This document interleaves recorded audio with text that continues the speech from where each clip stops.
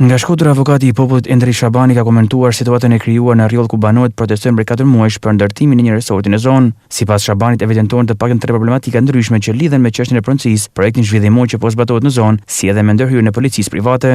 Në rastin e rrjollit ka disa nivele problematikash. Një është problem pronash, ka pretendime pronësie. Kjo çështje është në gjykatë. Me gjithë dëshirën tonë të mirë që të kemi më shumë kompetenca, ne nuk mund të zëvendësojmë rolin e gjykatave, nuk jemi as gjykata e nivelit 4. Ka 3 shkallë gjyqësore që zgjidhin problemin e pronësisë. Niveli i dytë i problematikës aty ka të bëjë me projektin zhvillimor. Këtu ne nuk kemi pasur ankesë nga qytetarët, por me iniciativën tonë po shikojmë impaktin që ky projekt do të ketë në mjedis dhe në aksesin në plazhet publike.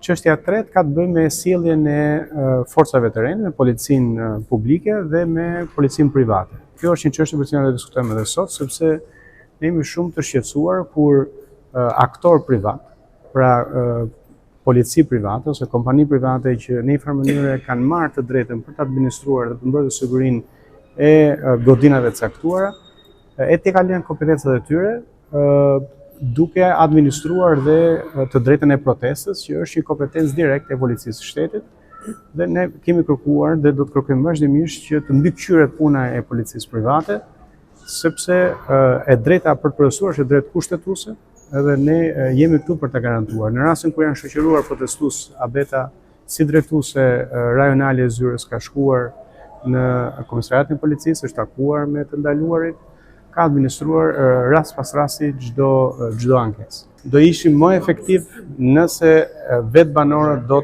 do kishin bashkëpunuar.